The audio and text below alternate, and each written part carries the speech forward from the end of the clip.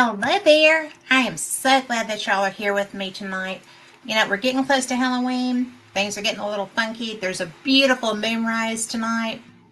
I don't know how much better it can get, except that it's cold. We're going to have frost warnings in the morning. So, eek. But that's okay because you know what? Nothing but a thing. And I've got a sweater. I actually have a sweater with me now in case I get cold.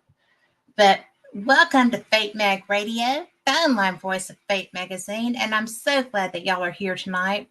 I'm really excited about tonight's guest, and I have somebody in chat who is equally excited.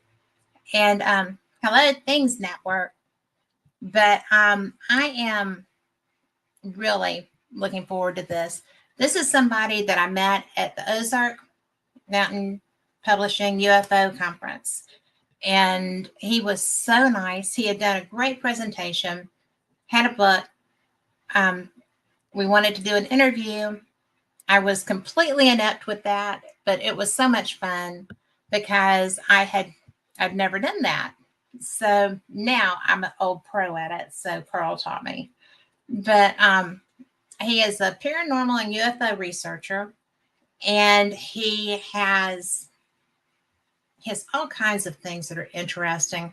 He's the author of Visitors from Hidden Realms, and he's been the editor of the Alternate Perceptions magazine. He has, he's just really traveled. He's interviewed people, witnesses of all type of phenomenon. He is actually pretty well versed in the UFO. I can't say that, Brent. Ufological landscape. He's participated in Native American rituals. He is really interesting because he has studied shamanism, parapsychology, Jungian archetypes, and ufology. And I am interested in archetypes, so I think that would be a fun part of a conversation to have. But mainly, he's an author. He's a really good author. And you can find his books on Amazon, but mainly, let's meet him now. So, Brent Raynes, hey. Hey. Looks like I'm asleep there. The video. Well, I think it's good to be on with you again, Kat. Appreciate it. Well, I'm glad that you're here, and I think this is going to be a really fun conversation. So, yeah, I'm looking forward to it. And people can hear us. I certainly hope so. Which is a definite plus, right? Absolutely, so, yeah. But ufological or ufology, or whatever you want to call it.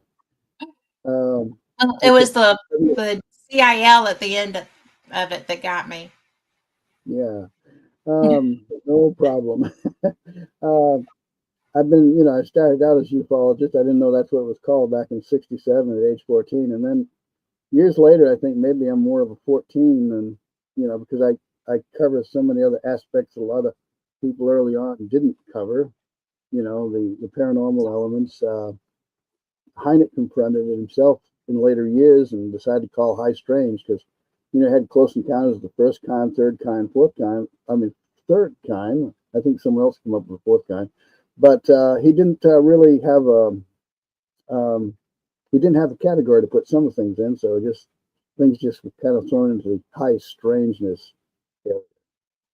And I've seen over the years, I've met a lot of people who were, investigators and researchers, and later on maybe I'd find out that the reason they were in the field is because they had experiences. They were experiencers too, and that's always kind of interesting. And I did an interview with Forrest Crawford, who was, he's the popular MC for years at the Eureka Springs UFO conference, and he told me that first night. He said, we have a mutual friend in the UFO field, and it's Sue Pitts down in Huntsville, Alabama, who used to be a MUFON investigator, investigated UFOs and cattle mutilations.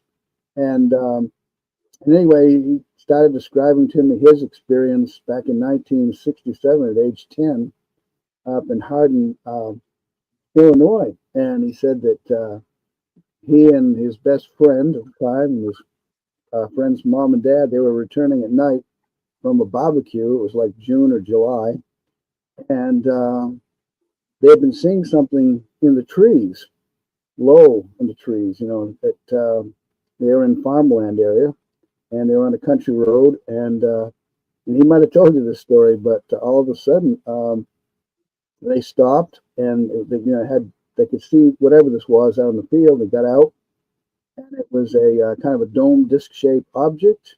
So it kind of looked like the symbol that Pizza Hut has, And they said it was a metallic-looking craft. It had a little antenna sticking out of it, and it had 3 landing legs. He said it was about 15 feet off the ground, and as they watched, it slowly landed. And the dad got out, wondering, what are you guys seeing? And when he saw it himself, he said, everybody back in the car.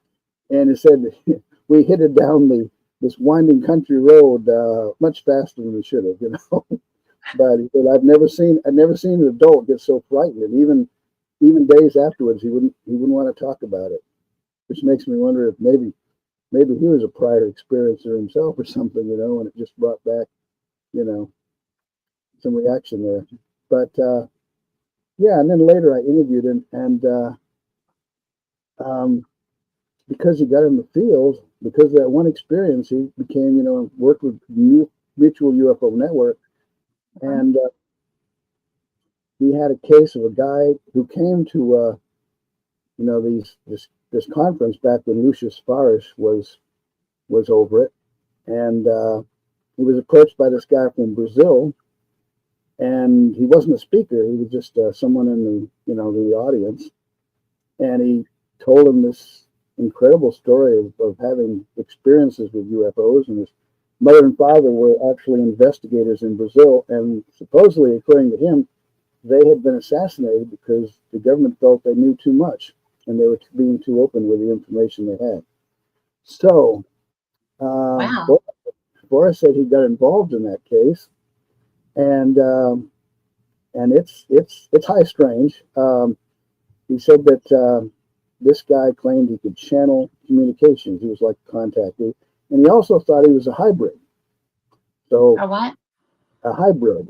He was part human and part alien-like. Yes. So this place up around Chicago, there was an investigator. He said was named Tom Stoltz, and he had this guy living with him so he could study his claims and his abilities for about a year. And he went up and spent about a couple of days with him. And he said that he said if anything happened to him, he didn't want to go to a hospital because they might lock him up or something. And he mentioned that he had 2 hearts, and so Forrest said, well, I asked for a stethoscope. Anybody had a stethoscope? He said he worked, I think he was an EMT one time. And so he put his stethoscope on the guy's chest, and sure enough, he had 2 hearts. And Wow.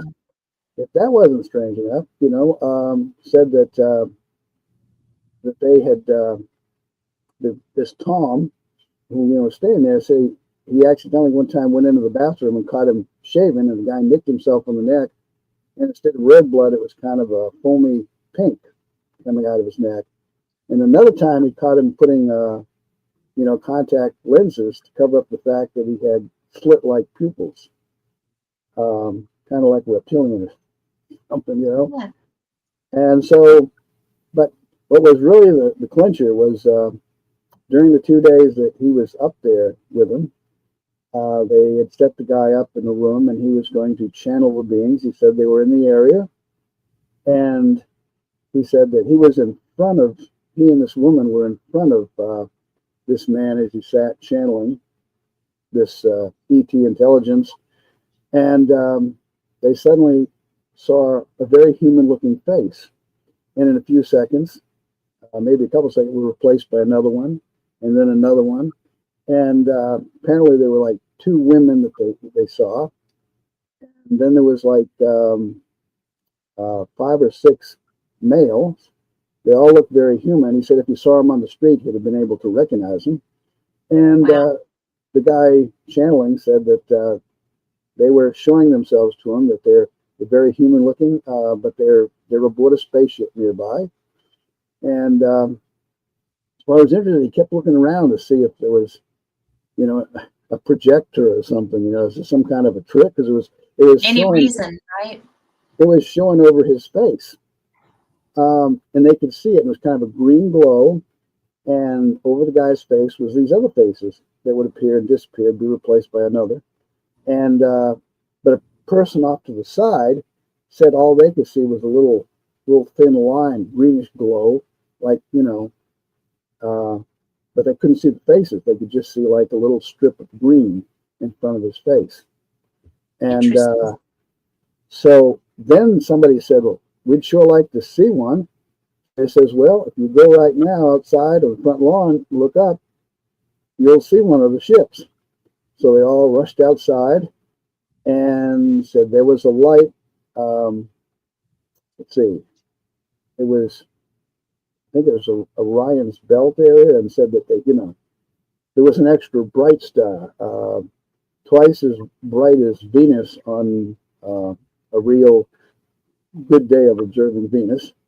And then all of a sudden it just shot off real fast. And that was their UFO. And That's then cool. it is. And then, but it doesn't stop there, because then he was working on another case. They called it the Oscar case. They came up with a different name for the guy, not his real name, but he was ex-military, and he claimed that he was involved in a crash retrieval up in North Dakota around a military base up there, and that this guy, there were several of them, and they entered into this crash UFO, and claimed that there was an injured alien inside who began to telepathically communicate with him. And so anyway, it becomes kind of a long story, but this contact he had with aliens continued for years afterwards. And he said that, well, he lived there in the country in Missouri. And so a number of times, Forrest would go up with other investigators and they would visit with him. And on one of these visits, he's sitting at a picnic table across from this guy, and another person sitting next to him who was also an interested party and an experiencer too. And then there was someone else sitting next to this ex-military guy, and who we'll call Oscar. But anyway, all of a sudden, again, the same phenomena. There was the images over his face. There was the green glow, and one image after another, very human again, but not the same faces. It didn't seem that he saw up in Illinois, near Chicago. So, and then, well, you know, he was kind of surprised. And again, a person to the side only saw the kind of the greenish strip of, like, you know, a thin greenish strip, whereas if being in front of him across from the table, looking directly into his face, could see these, you know, images of these faces. So he, you know, So they're holographic? that he was, yeah, like holographic or something. He was dealing with the same bunch, you know. That's wild. So that was, I thought, wow, that's quite an extraordinary story. And then one that got mentioned in Harvard psychiatrist John Mack's book Abduction. Toward the back, it actually mentions Forrest Crawford's telling him a story about how two people saw a UFO, but they saw it differently. And but it's just a very brief mention of different kind of anomalous things that people reported. But Forrest told me that he went to a lot of conferences back in the day, that and he would often meet John Mack, and they would kind of get off to the side and just discuss some of these high strange things. And one time when visiting this ex-military guy, he and this other person with him, they saw this bright light come up over the horizon. It would make, you know, various maneuvers, and then it would, they watched it for a pretty good long period of time. they were real excited, you know, and they said, yeah, I see it, I see it. And all this. Then later, when they're leaving, um, Forrest says to the other guy, he says, boy, that was really something, that blue light. The other person said, what blue light? He says, you know, the blue light that we saw in the sky. He said, I didn't see no blue light. Well, what did you see? He says, I saw a big silver colored metallic looking disc. So, you know, and there was another time that they were, he was there, and someone was seeing a craft in the sky, huge craft, looked like looking at part of Manhattan. They said, with, you know, the Empire State Building and stuff, these things sticking out of it, and they'd only seen part of it, and yet Forrest and one or two others, all they could do was hear this roaring sound or something. You know, it was, but they couldn't see what this person was seeing. So maybe it's like I was thinking, what would we call this? Like a psychic simulated reality or something, you know? Well, I think maybe that's the part of the keep them guessing kind of thing, like a defensive mechanism. What do you think? Yeah, maybe. You know, people talk about the trickster phenomenon. Maybe they don't want us to wherever they come from, whoever they are. Maybe they, and I'm just speculating. Maybe they don't want us to really, everybody, to completely buy into this. You know. Well, there's a lot of you can stay hidden a lot better if half the people don't believe in you in the first place. Yeah, that's true. It's easier to deceive. Yes. And then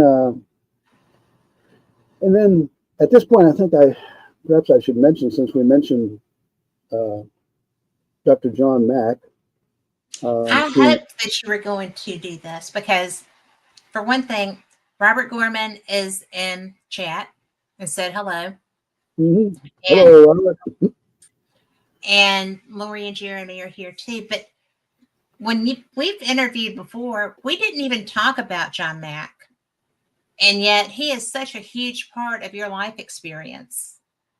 And professionally. I mean, a lot of people have, you know, John Mack and, you know, many different people. He's been there and, you know, investigating these areas that we're interested in, the so-called alien encounters, abductions, whatever. Right. You know, I've interviewed a guy, and he's writing articles for me now, James Edward Carlos, who for 31 years was, you know, a teacher over here at Sewanee University, over here in about, I guess, 80 miles east of me, over in Tennessee. And yeah, right up on Montego Mountain. And he's in abduction, you know.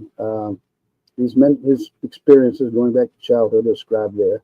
So, but not too long ago, about a year ago, I guess, Bob Davis, who is a neuroscientist who was involved in the Edgar Mitchell Foundation for Research into Extraordinary Experiences, multiple there, but it's free, they called it. And I worked with them for a while, did a lot of Zoom meetings with them, and I wrote a chapter 13, my lucky number, and in their book Beyond UFOs. And so I presented a lot of high strange things, and anyway, he recommended I talk to Karen Austin, who was one of his subjects years ago, and has also become executive director since for the Edgar Mitchell Institute, and helped to digitalize a lot of the files to transfer to Rice University, their anomaly archives. So anyway, I talked with her about what was going on, and with that, and privately, and then I wrote up a little bit in my magazine afterwards. But it was interesting to hear her, because as an experiencer, she had one experience that really stood out to me, where she said that when she was a young child, she was playing outside, and an egg-shaped glowing craft landed, and two grays came out and escorted her inside. and she had this thing she called a bubble gum machine, and there was a Scottish boy inside, and they wanted her to let him play with it. And when she went back home afterwards, she didn't have her bubble gum machine and didn't really remember um, what what happened, you know. And Yeah. so it was through hypnosis with Mac that the story came out. So anyway, she shared that and wrote me because I was curious, you know, about that experience. And so I'll read what she wrote. She says, when I had the chance to speak with the bubblegum machine got boy, which, by the way, she had been told that someone had a similar story to hers. He was, of course, a grown man. He was actually able to confirm many fine details of the encounter that I hadn't ever told anyone, including how many beings were present in the room with us, how we were standing while being presented to each other, and what the room was like, white with a fine mist in it. It was crazy. I'm completely convinced it was the same person I met as a kid decades before. So there's another high strange. Yes. But yeah. So anyway, I saw there was I guess, a question being presented there, and I didn't There really get to is. read it. I was And kind of, this is Robert. It says, when experiencers see the aliens differently, do you feel that the differences originate with the entity or with the witness?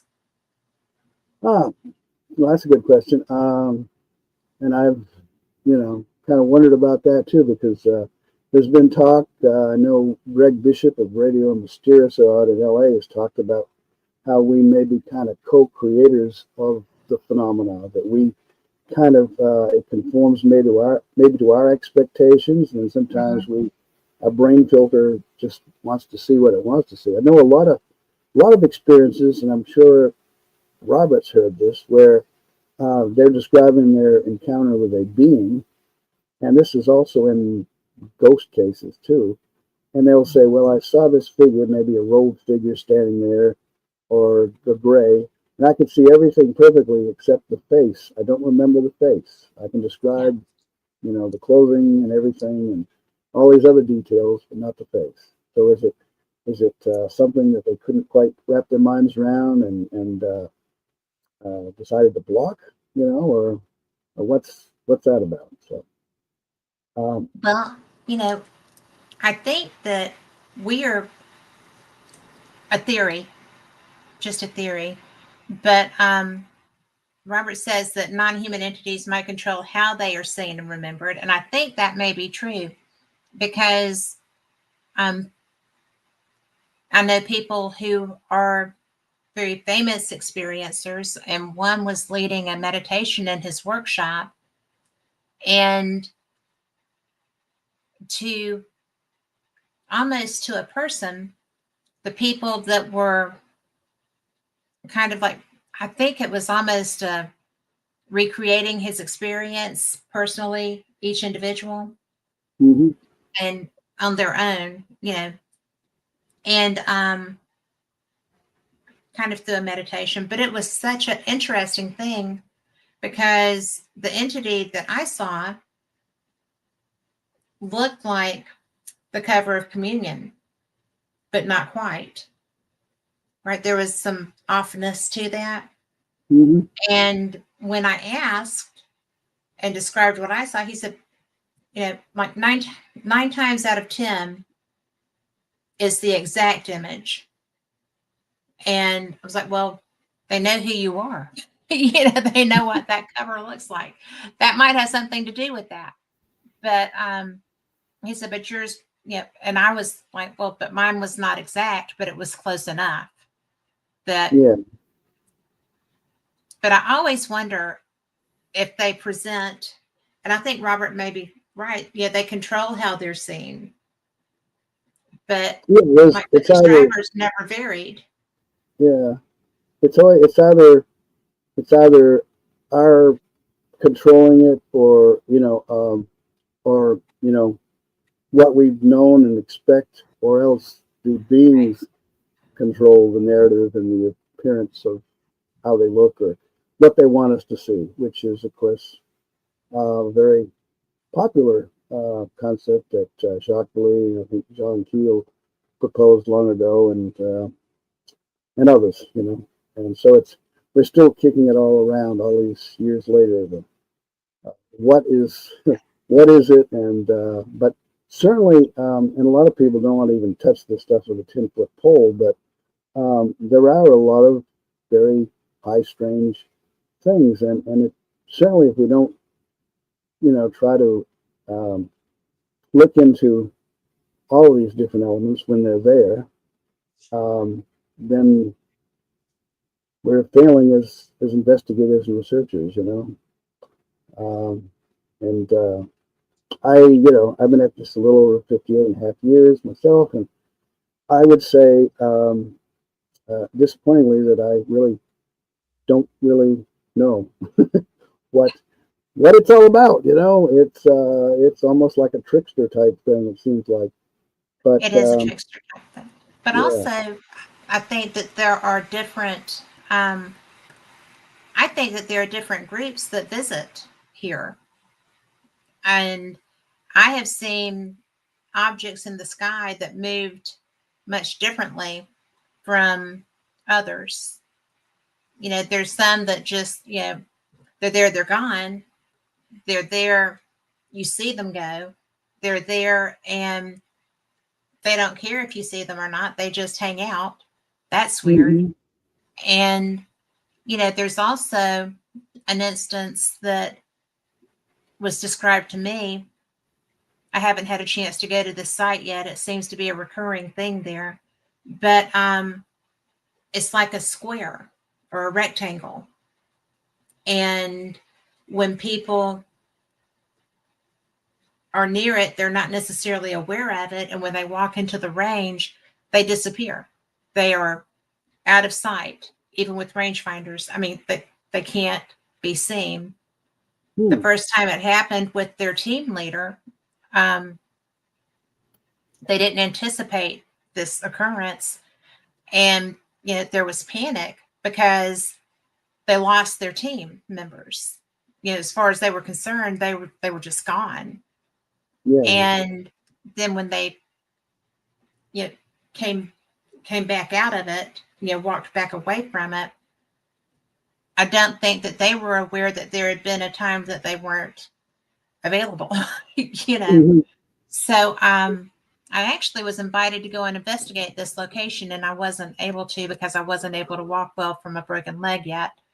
But I'm hoping to get the invitation again, because in a heartbeat I would go.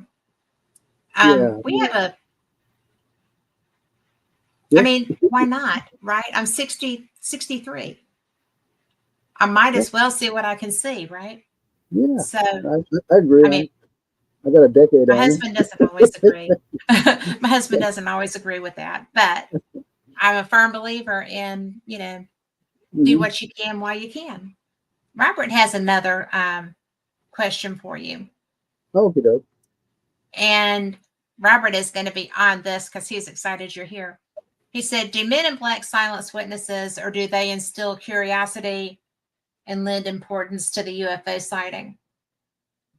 Well, maybe both. I know some people that are really been really seemingly traumatized by it. And in some cases, they've fallen apart. But I know that there's some that I can only very lightly touch upon because I don't really want to divulge their identities, because they really, one quit publishing, in fact, because of, UFO material, went to other areas to publish. And I'm still able to communicate with that person and another family member, but, and they had all kinds of high strange experiences, levitation, UFOs, all kinds of psychic phenomena.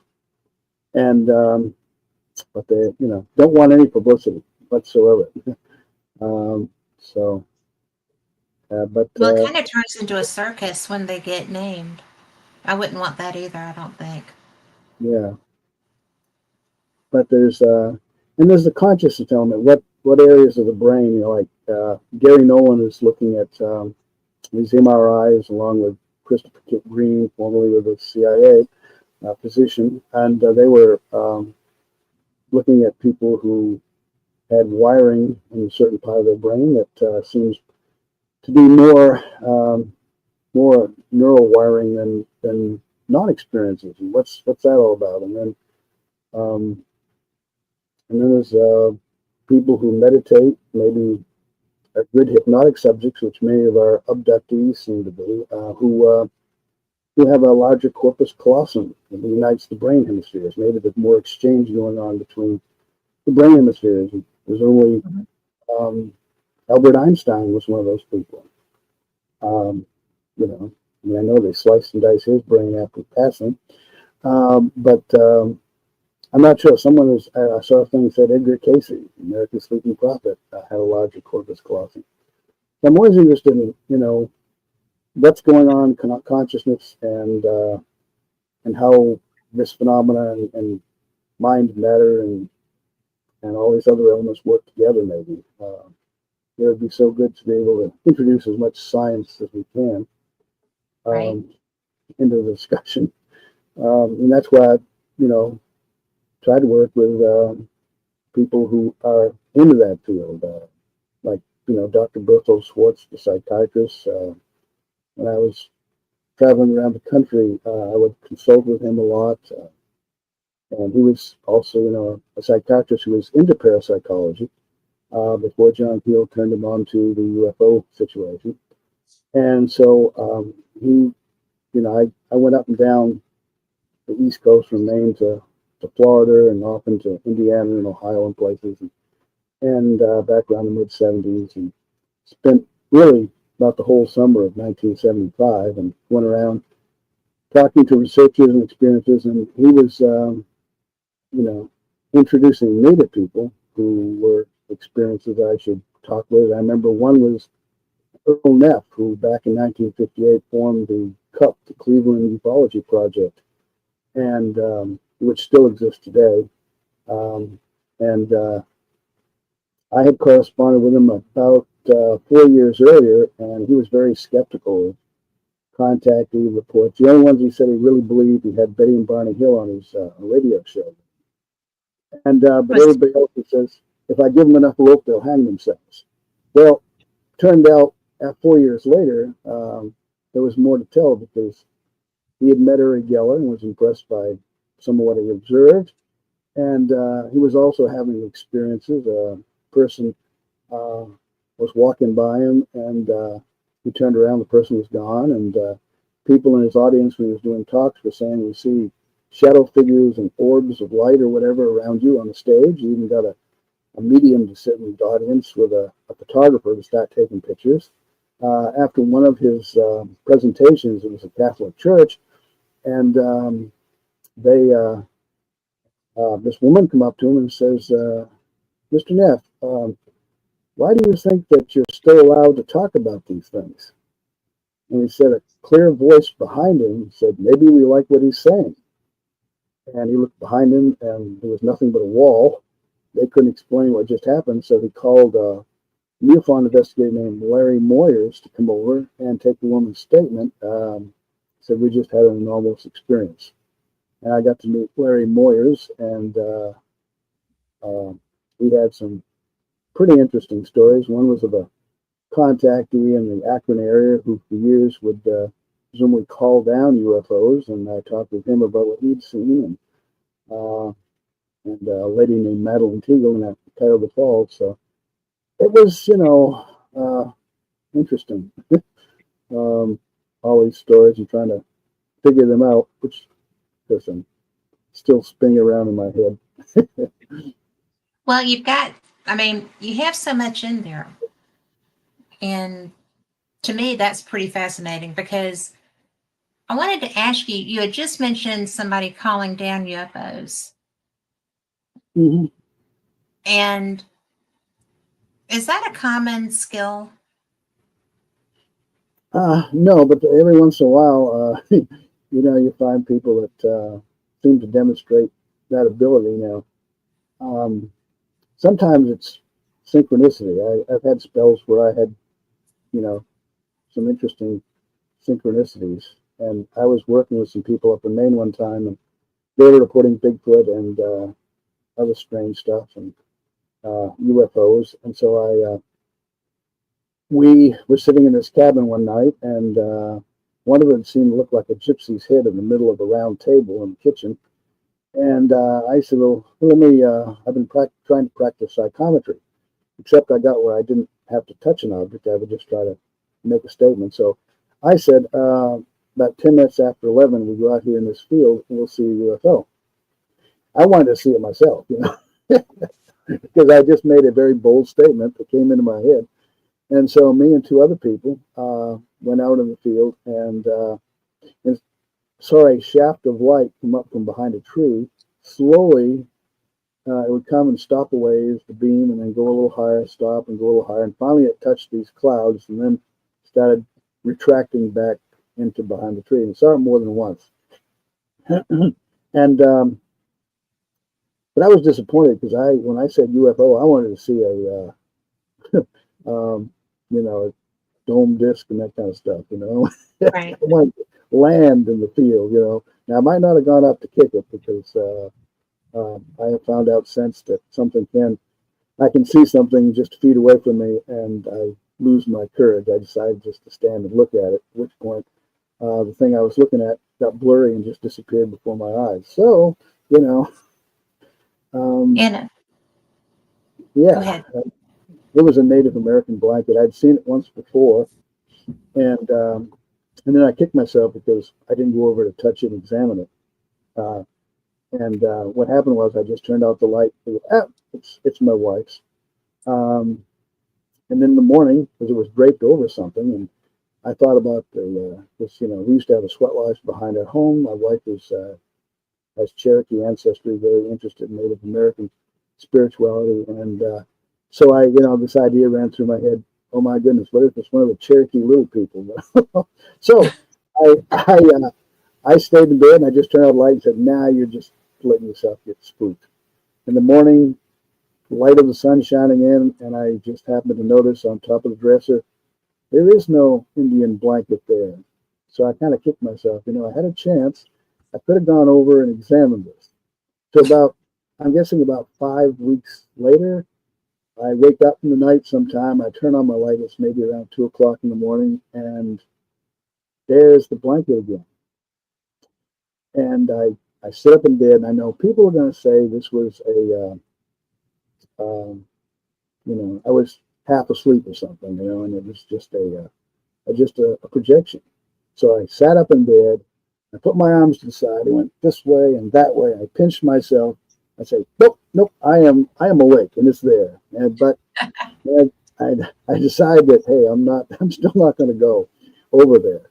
And as I'm looking at it, it's the only thing in the room that got blurry, like when you change, looking through something through a telescope or binoculars, and you change the setting, and it gets you have a clear image that suddenly gets blurry. Except it's the only thing in the room that did so, and then it was gone. And I thought, darn. I blew it again. Never happened again. That was years ago. Guess back around well, I'm not even going to try to guess. I'd have to look it up in my journal. But anyway. I am having trouble with my sound, and that is not your fault. That is my fault. I'm going to disconnect these and reconnect them right quick. Oh, okay. So I just love when things go haywire. When I'm in the middle of one of my favorite conversations with one of my favorite people to converse with. So just, it's never boring. Never, ever. We are the same as life in a drop of water. We are ignorant of what lies beyond. Well, I tell you, it's almost always true. Yeah. I am going to. Yeah, years ago I visited Robert. We were both 20 at the time. Went over to New Kensington Pennsylvania, and stayed overnight at a high school friend, buddy named David, and we got to converse and things. Yeah, that was. I remember we went to looked at a haunted house and an old military site that was abandoned. Um, anyway, interesting times, and I know there was a lot of things that Robert was investigating back then too. Yeah. Yeah.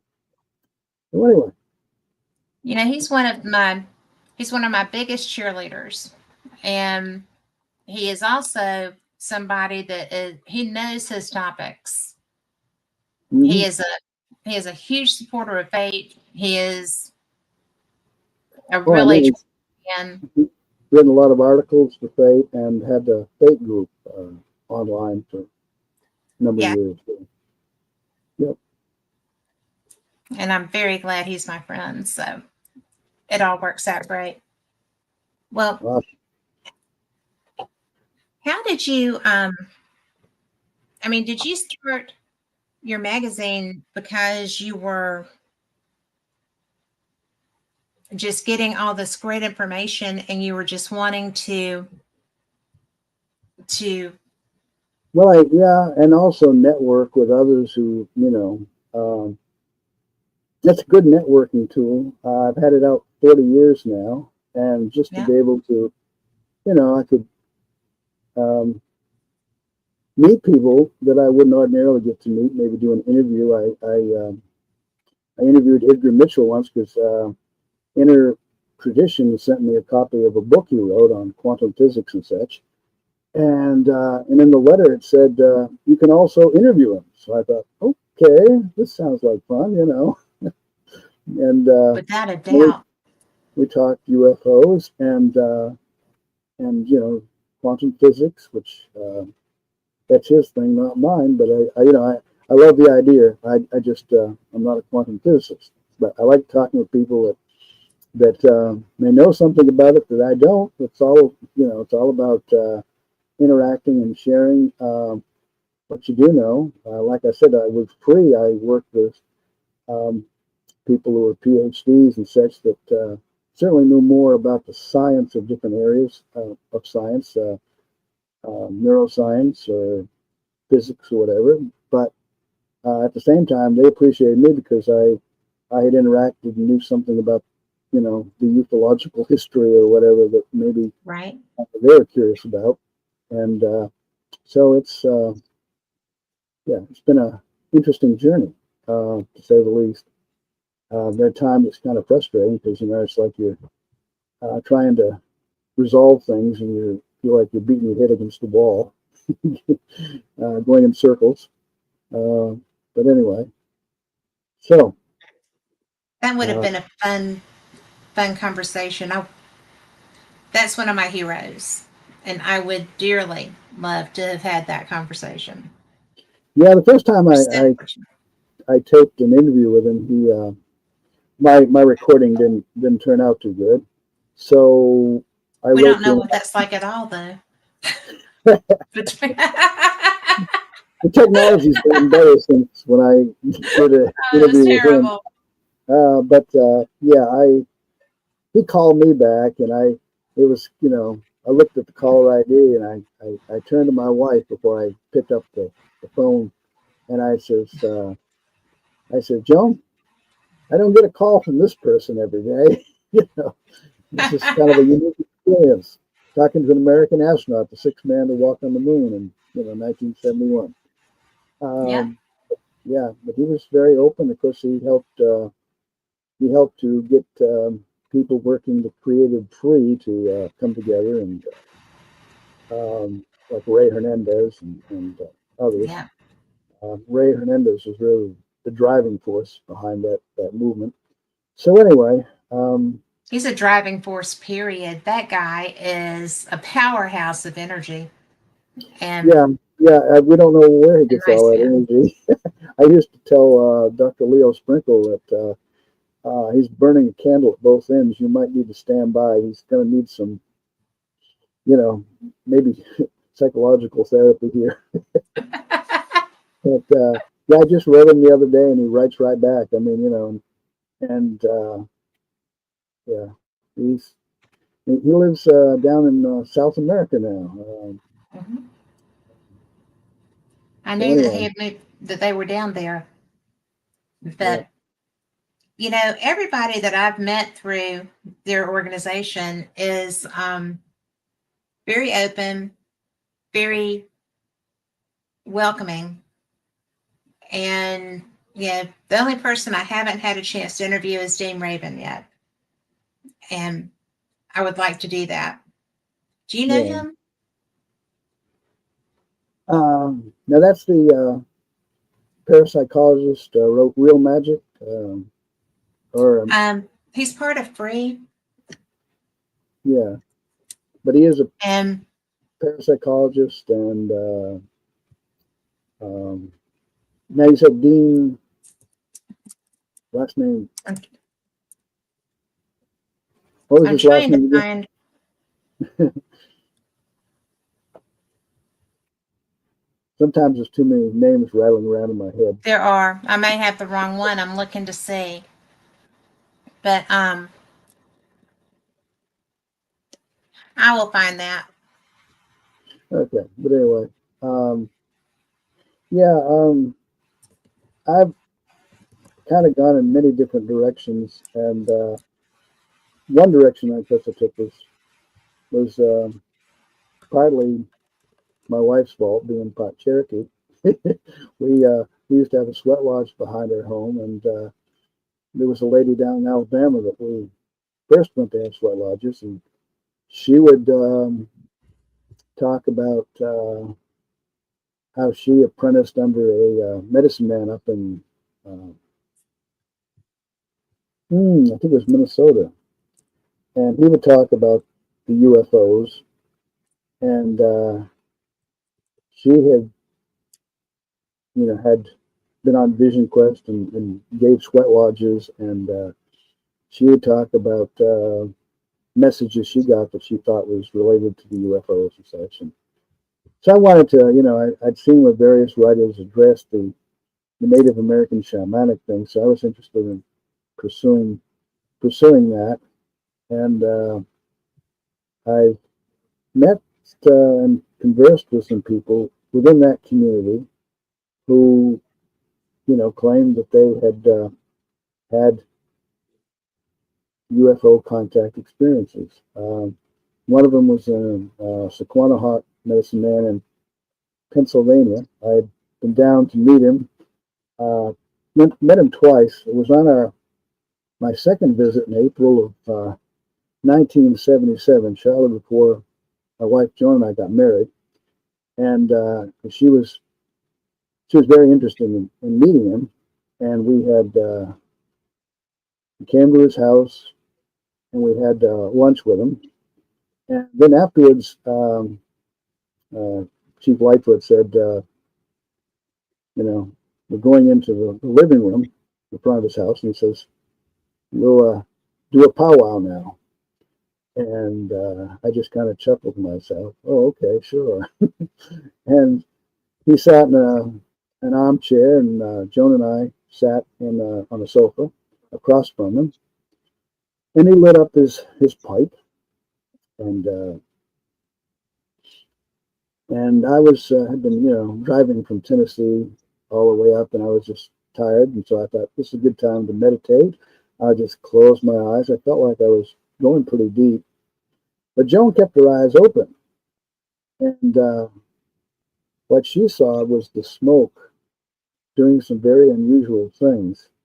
It spread out horizontally in both directions, and then it came back together, and then it spread out up and down vertically, and then came back together, and then back horizontally, and then came back together. And did this several times, um, and eventually it just became like a little funnel. She was looking directly into his face, and then she said it was like a spell was broken, and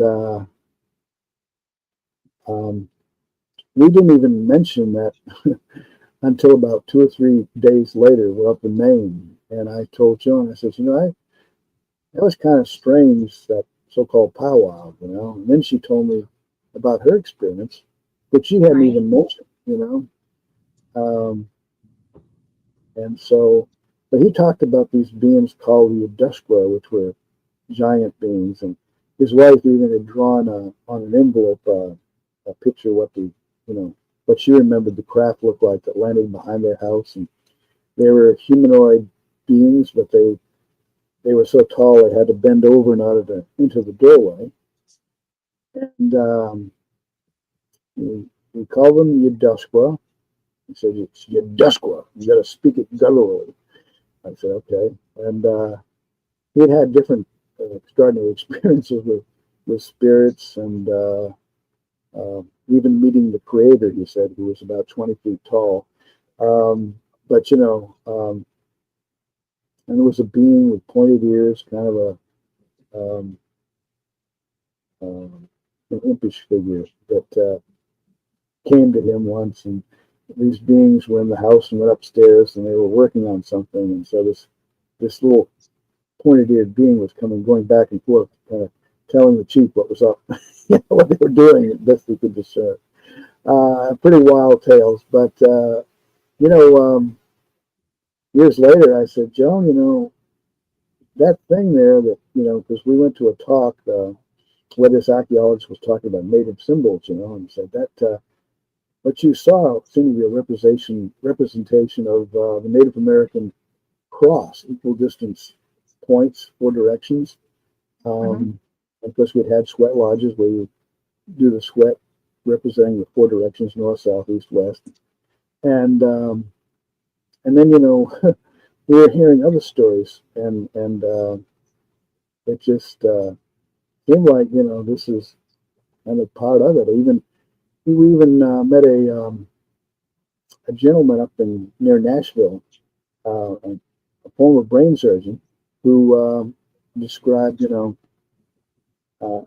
he was really into the Native American thing. So when he had like a museum in his house, we went up to hear him do one of his talks, and he had various people gathered there, about, you know, half a dozen of us, and he had these beautiful cabinets with all of these artifacts in it, and he'd slide the door, you know, the glass over, and you know, reach in and hand you one, so you want to hold it, you know, and you don't get to do that in a museum.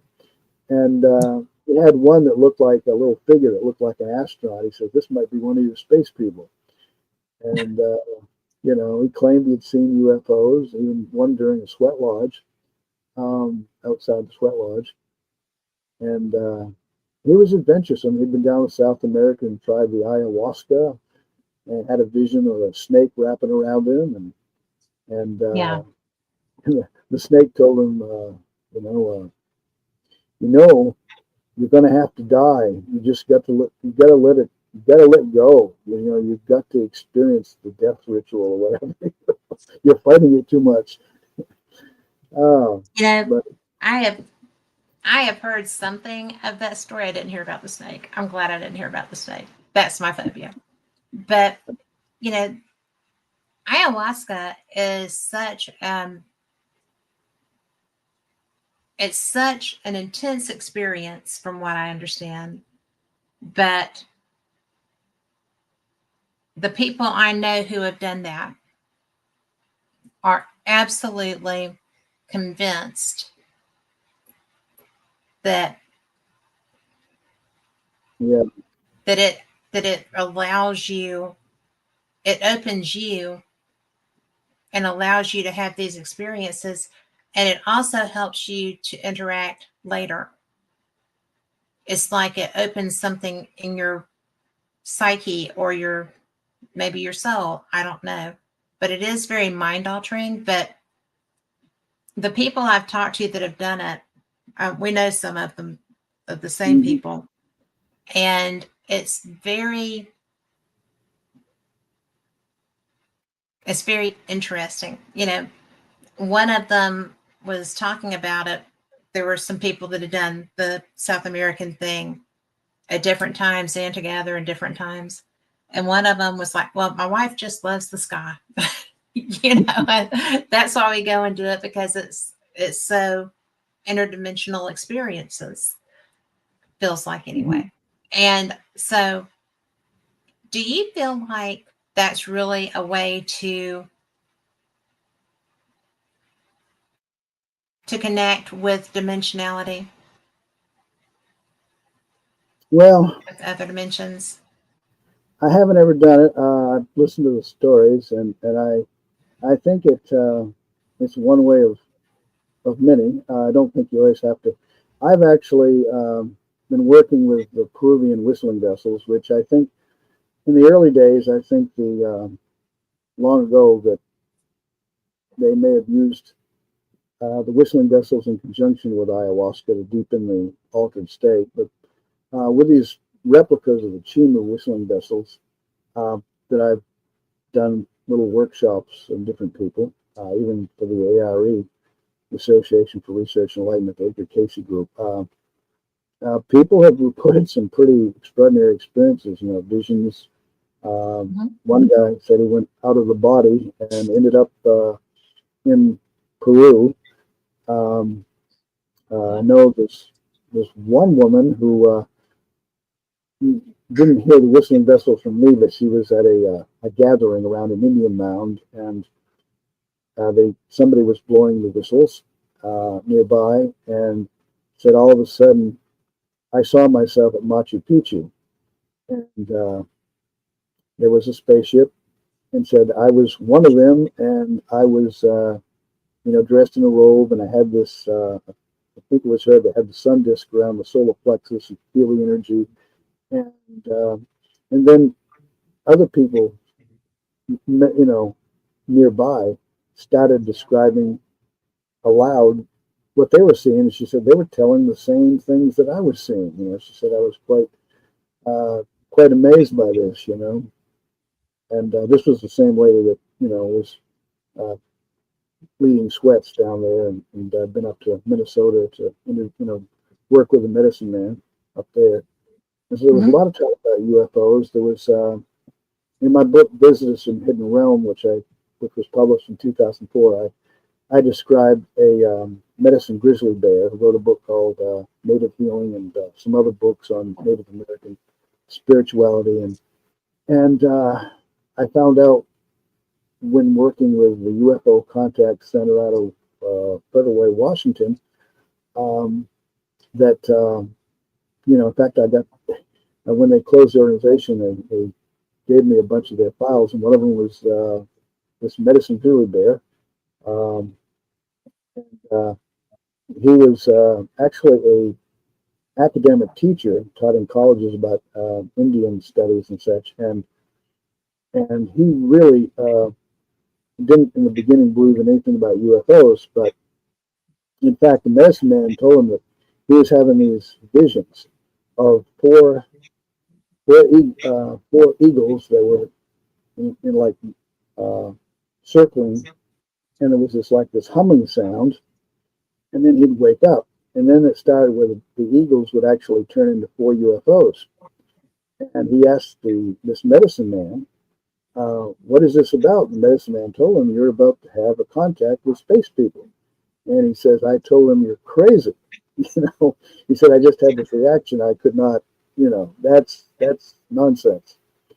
And then later, around close to his birthday, he woke up one morning. He'd been having one of these dreams again, but this time he woke up and he still heard the humming sound. And he Mhm. went to, I guess, the living room. There was a big picture window, and outside, hovering outside, was this classic flying saucer just hovering there. And then there was a bright flash, and he was inside the saucer. And he was given various predictions, told certain things could happen if we don't change our ways.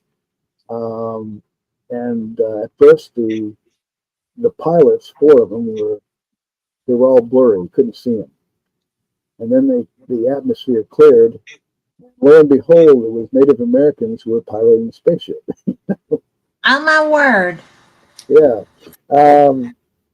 And so, and then um, he'd been, really had a lot of psychic experience in trying to help people and did medicine work. And so it's quite fascinating. And Joan and I had been out to, um,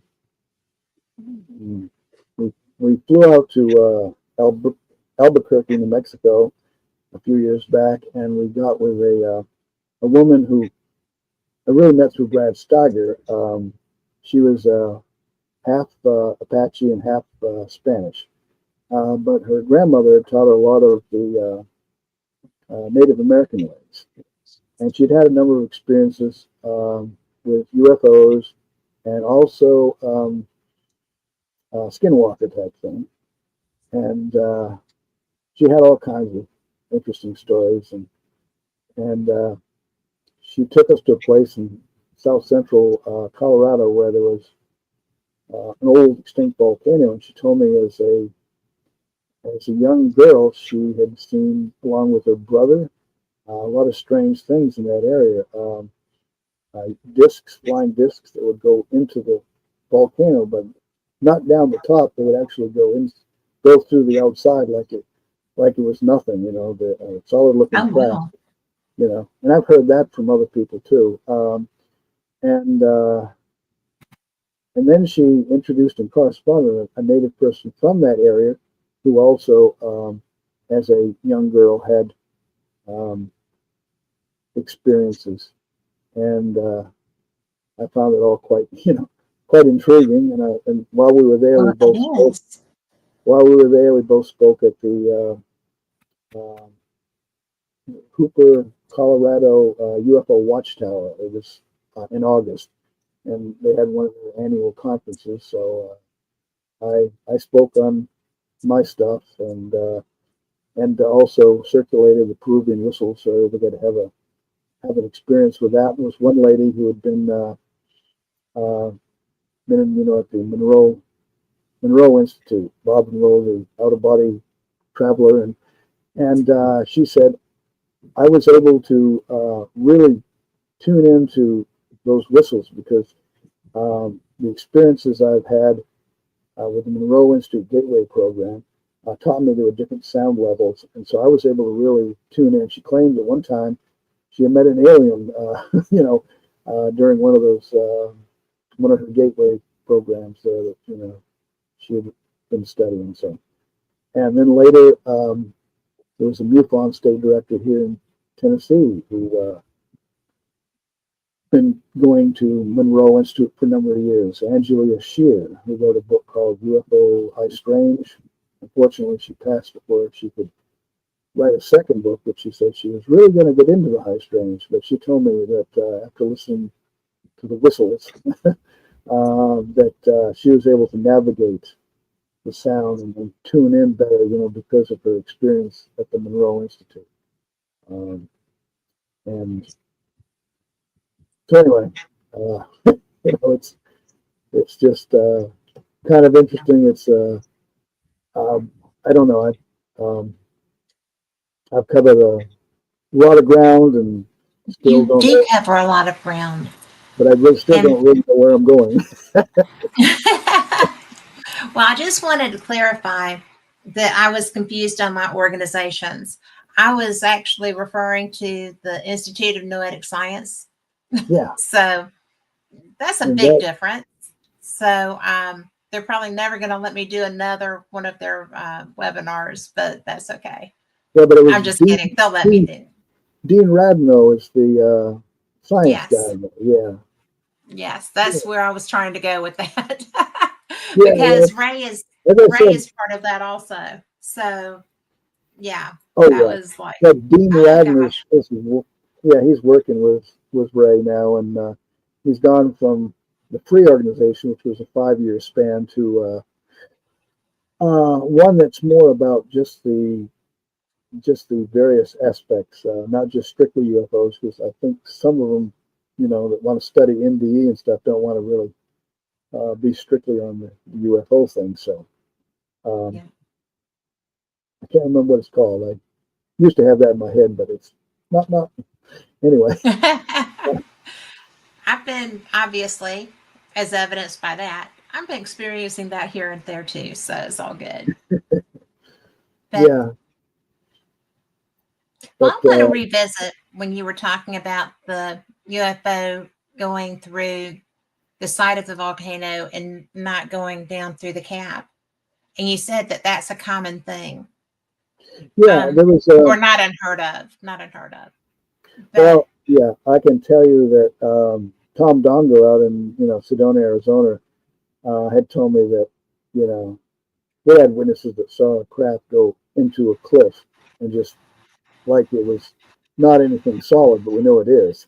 And right, there was a guy up in West Virginia who told me about when he was a young boy on a farm that he heard this roaring sound. He looked out a window and he saw this craft go into a hillside. Like again, it wasn't there.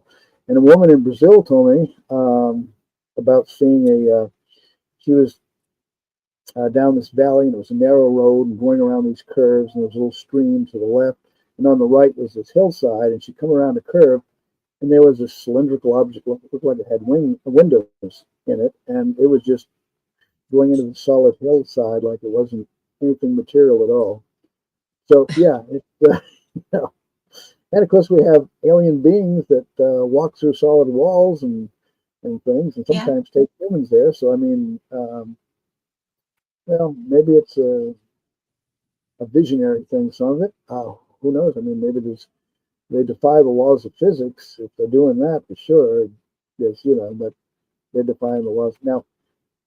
Currently, of course, people talk a lot now about um, plasma, and yes, yeah, it's and right now we've got a site. Well, we've had it for years, but it's become really active the last couple of years down about 35 miles from where I live. Cloverdale, rural Cloverdale. It's very rural, and we were down there just the other night, Halloween night, with some of the members of CERT, the Cloverdale Earthlight Research Team, and we've even got a physicist, Alex Groves, who is a part of a four. He's actually the head of a seven man panel studying UAPs. And he brings some really powerful, expensive equipment that we can't afford to the task. And he wants to get a spectral analysis of these. But he thinks there's some form of plasma energy. And we were having pizza Friday night and candy and cupcakes and watching these lights. And there were two ladies who happened to be up in a field nearby that we hadn't met yet. So I went to introduce myself, get some information about them. They were kind of into the paranormal, but they were amazed by what they were seeing. At one point, there was like these three lights that were there in the sky, and they briefly formed a triangle, and they moved on. But we really don't know what they are, and they've been seeing these since decades. Greg Greg Keaton and Wyatt Cox are two locals back in 1977 that have been doing this ever since then. Um, but they always figured, if they saw several of them in a week's time, they were doing good. Now we go there, and you may see 50, maybe 100 in one night. And I know uh, usually they're off at a distance, but they appear, flare up real bright, then they dim, and then they'll just sort of go out.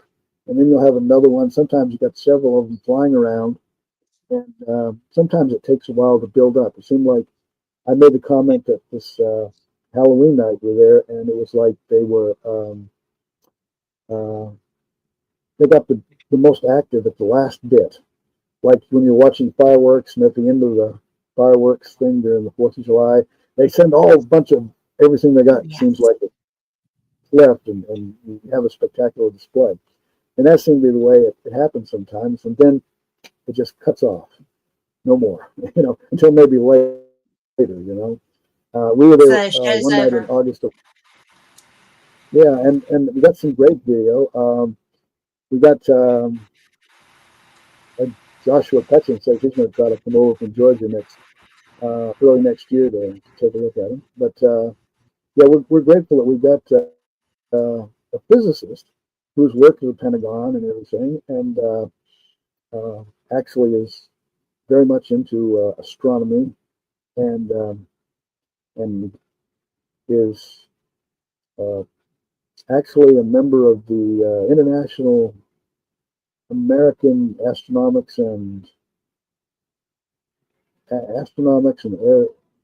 don't know, aeronautics, but it has about 30,000 members, and they just happen to have this 7-man panel, which he's over, but it's all these scientists who are interested in studying UAPs, and he was recommended to us by to Wyatt Cox, who's written a book on the lights and is now writing another one, and that was published I think in 2007, Cloverdale Spook Lights, and recommended by Massimo Tiridani over in Bologna, Italy, who's been studying Hestelin lights and stuff. So they had done some Zoom conversations with him and email correspondence, and really feels that what they have is something that's quite genuine. And one night, Wyatt and Dan Erickson, who's former career military Army major, and he's been traveling around the country trying to film these lights, and also in Cloverdale. And they were out in the field, and they saw this cylindrical thing, but it was cut on the. It was just, both ends were. There was no nose on it or anything like that. It was just like a tube, and it had like 3 or 4 windows, like structures, but except they were kind of square, and they were dark. Like instead of light, it was dark, and it's like kind of like if you're looking at a picture that's a negative, the opposite of what you expect. But anyway, his thought was, as he's seeing it, it's coming down sort of like a falling leaf motion down near a church and a cemetery a ways away, which I went with later to see if we could find anything. Didn't, but said we got so far, and then he called Wyatt's attention to it, and he expected that this has got to be a plane. It's about to hit the ground, and it's going to be a terrible explosion. And it got so far, and then just dropped down, and nothing. And come to find out, they've had similar things at Hestelin, square objects, even with balls of light coming out of the square, like maybe it's a portal. So, what what are we dealing with? I did an interview with Massimo and his wife Susan Demeter, who's from Ontario, Canada, and she's the author of Cosmic Witch, and they're both very open about the possibility of quantum physics, the paranormal, and they don't have any solid answers either. They're looking for them. Well, the solid answer is difficult to grasp. Mm-hmm. Even it's in front of us, I don't know that we would understand it, because I think that sometimes, especially with craft, okay, I think that what we see is so different from what we understand to be possible. We're limited by our experience or lack of with cosmic travel. We don't know how to do that. We haven't figured that out yet. So obviously it's impossible. It seems the human fallacy. But extraterrestrial versus ultra-terrestrial, it's like, I mean, these things have been around, like Fatima, Portugal, 1917. These young kids were talking to the Virgin Mary, and it built up on the 13th of each month until the 13th of October, when they said the spectacular event was going to happen. And the local church officials tried to silence them, but couldn't. And the populace was very intrigued by what they were saying.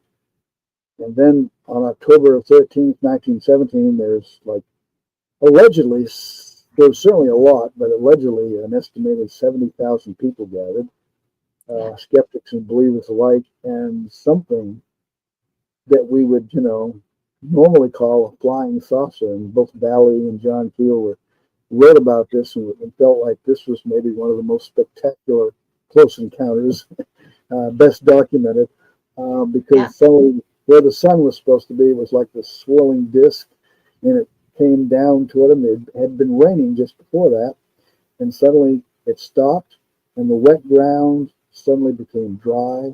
People's clothes were dry. There were a multitude of colors that flashed around them. They thought the world was about to end. Some of the people, that this was the swirling disc was going to come down and crush them.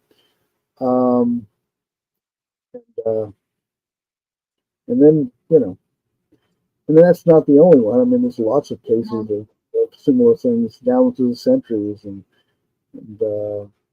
you know, different cultures have different stories. And of course, the Native Americans talk about the Star People, and um, Well, yeah, Ezekiel left in a, yeah, burning chariot, yeah, so yeah. there's a big long history of that.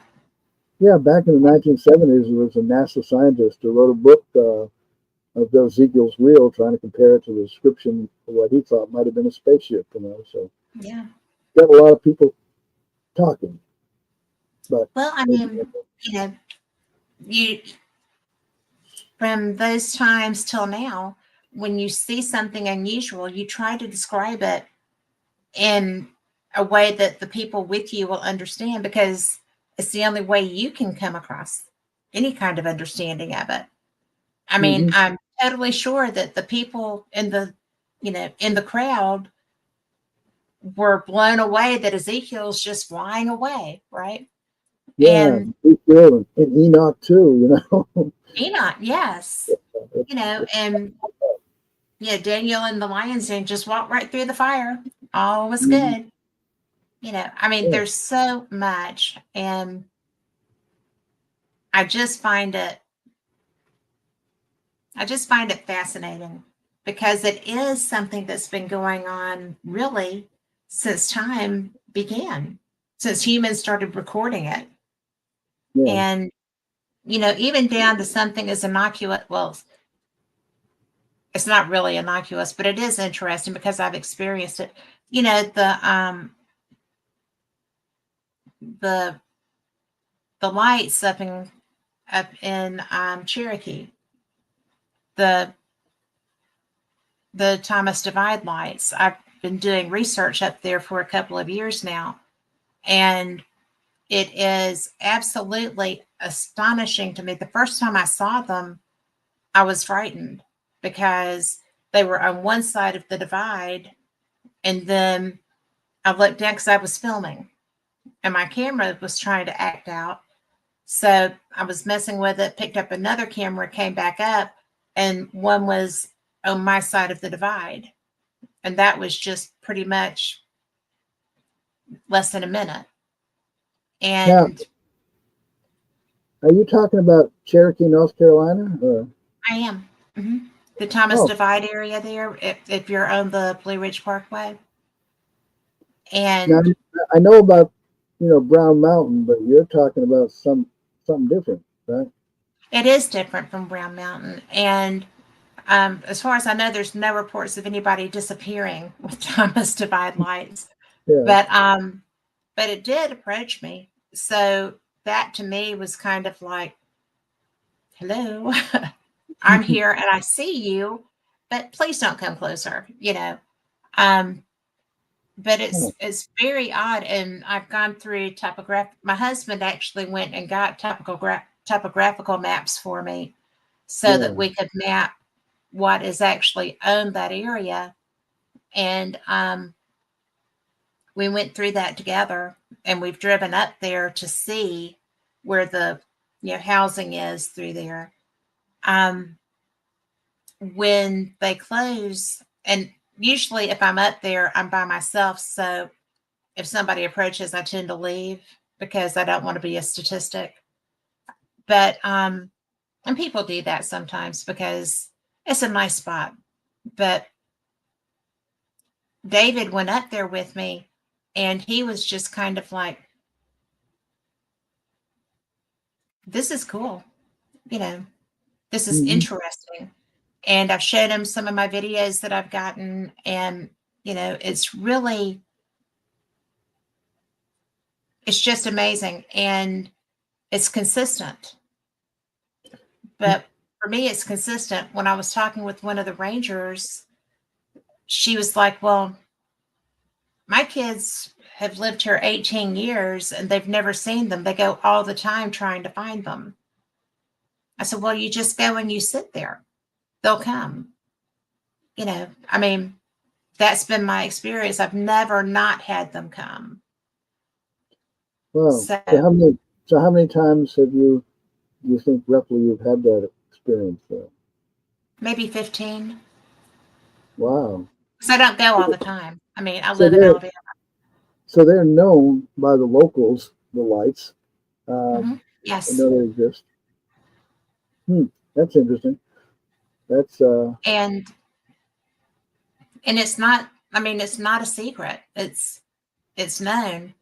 It's not infamous like Brown Mountain, because Brown Mountain yeah. had disappearances. You know, to my knowledge, there's not been anything at Thomas Divide like that, and I've not felt um, when I looked up and one, and they're different colors. A pink one was what had crossed the divide. They're pinks and blues and orange, a light orange. They're not brilliantly colored, but they're there. And it Yeah. was really interesting because I did not feel the least bit threatened that it had come so close. I was surprised because I didn't know they would cross the divide. And So yeah. I So, just spoke to it. So so how close do you think it came, that one? I was sitting in my car, so the width of the car, about enough so that I wouldn't bang the door if I opened the passenger door. And then on the other side, there's a wall, and it was just right on the other side of that wall. So it was Wow. pretty close. It was pretty So, close. I so think it how was big just was it? How big did it look like it was? Could you tell? maybe a beach ball. Huh. Wow. So I didn't know that anything was a about big that. one. That's pretty cool. Pretty cool. And it's close enough to you. You could go and check that out. Yeah. Does it seem like this activity, these balls of light and such, does it seem like the activity is escalating more in recent years than in the past? I know there's been some discussion by some people on that. Even what What do we're you think having, it is? I don't know. I mean, yeah, I hate to keep saying I don't know, but I don't know. But it seems like even right now, from what my friend Wyatt Cox was talking with Massimo over in Italy, that the Heston lights, we were having more sightings of these lights, whatever they are, than they were having over there right now. That's a well-known spook light, earth light hotspot, you know.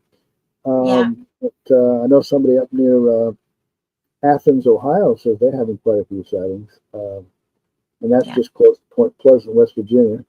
Um, so it's just I don't know. And it seems like a lot of it's these balls of light. Um, but anyway, it's intriguing. I I know that what I want to see when I've seen maybe 200 or so now. I would like to see one up really close, but they haven't approached me like they approached you. They stay at a distance. Well, maybe Uh, they will. I mean, if you go, it's it's it has to be, at least as darkness is falling, because I don't stay at. I've seen, there's wildlife. I was going up there one night and there was a hog with like 13 babies.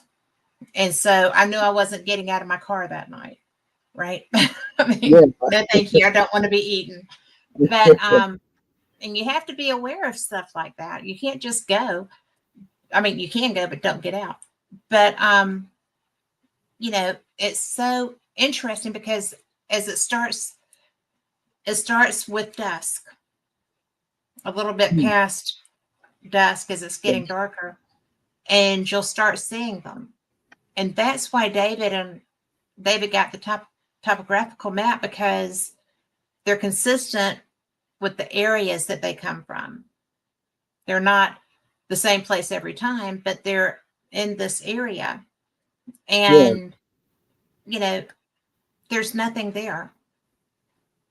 There's homes higher, but there's nothing where these are.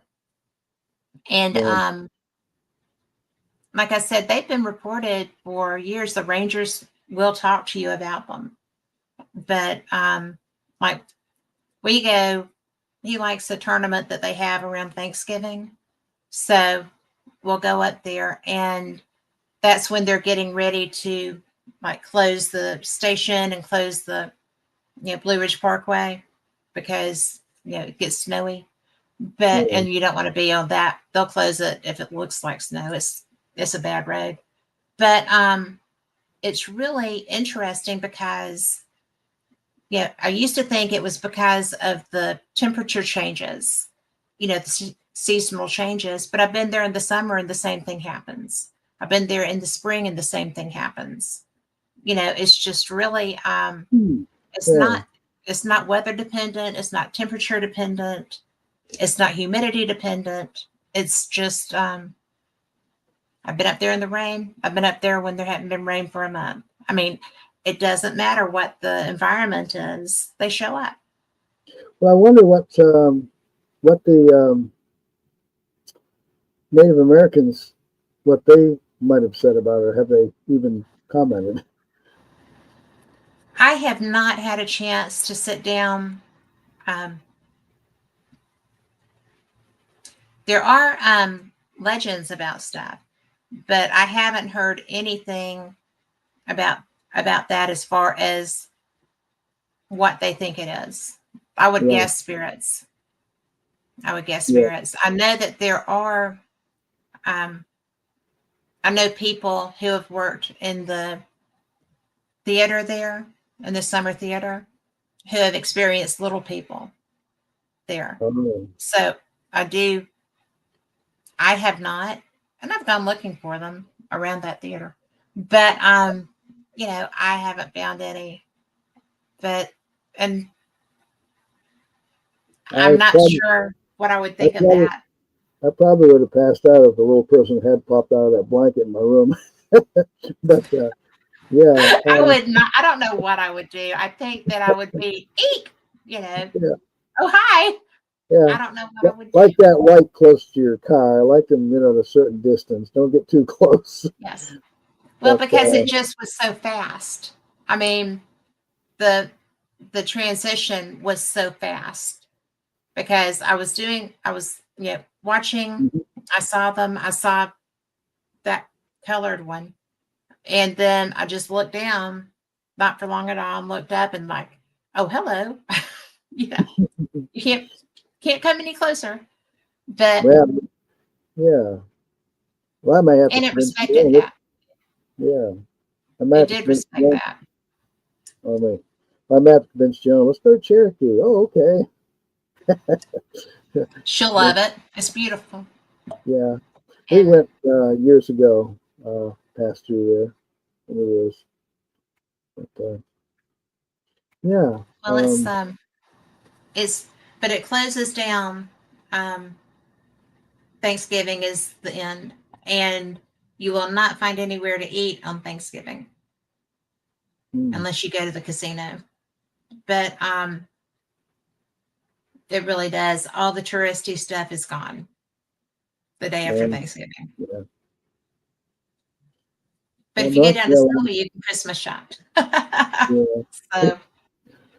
if you're looking for something to do, there's a lot of interesting places, a lot of interesting stories all over the country, all over the world, really.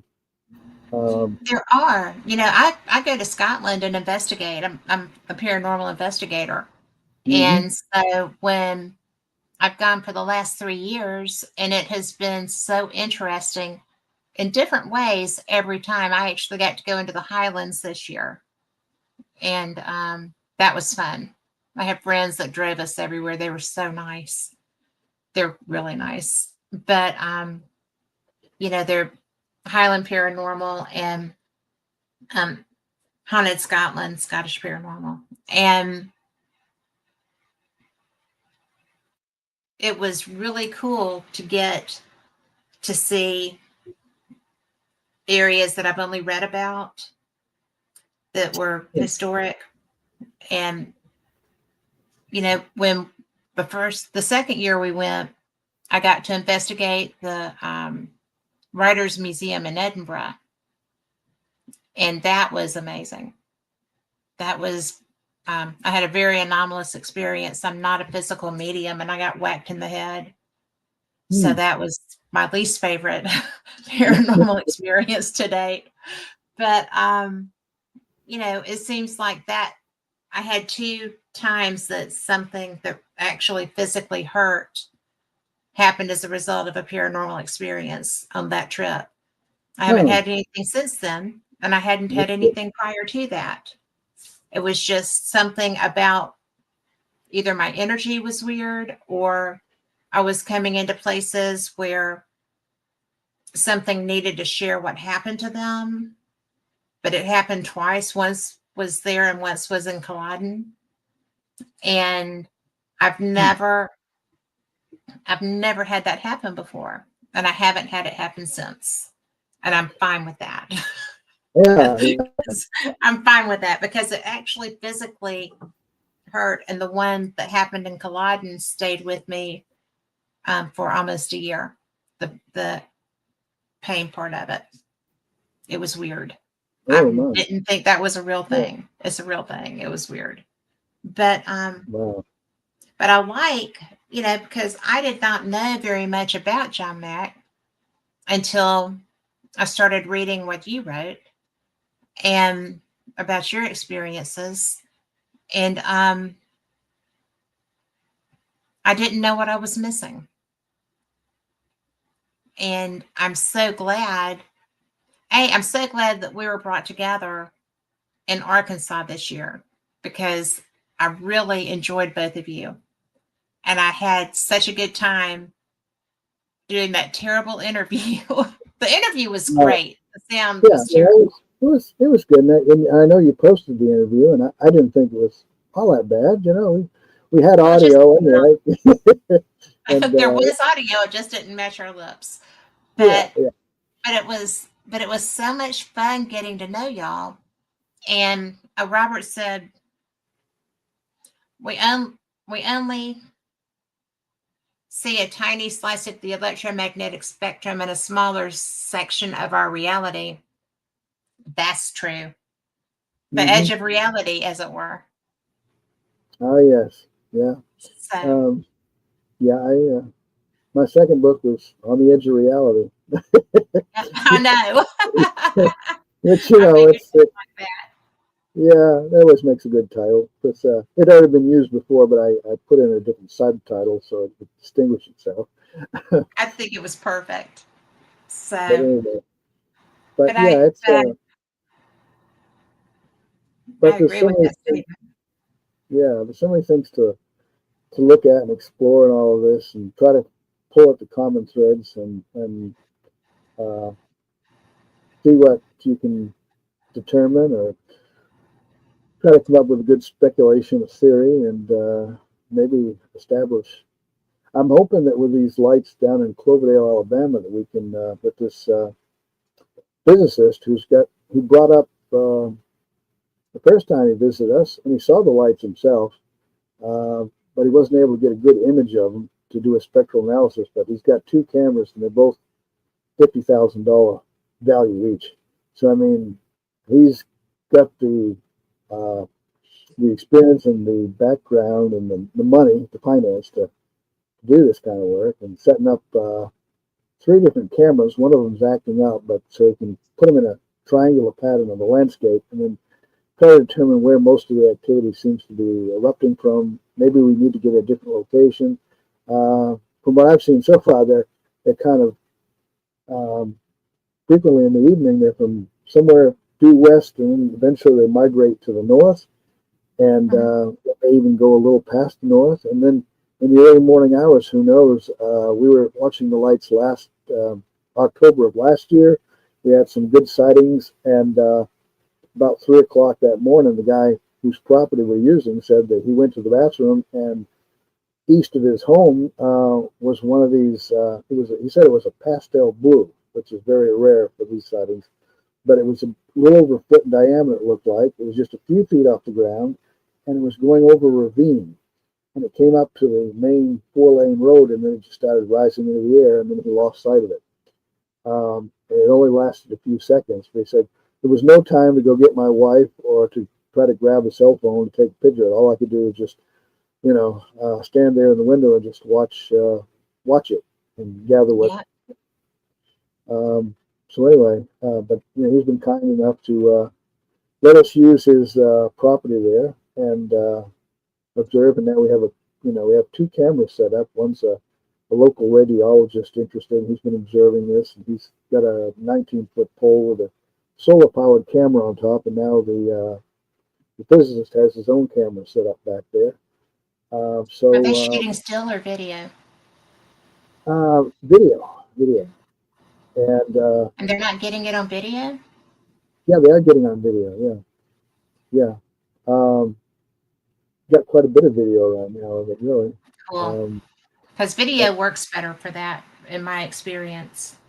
Mm-hmm. So anyway, we hope that at some point it would be nice if it is plasma, a spectral analysis could say, hey,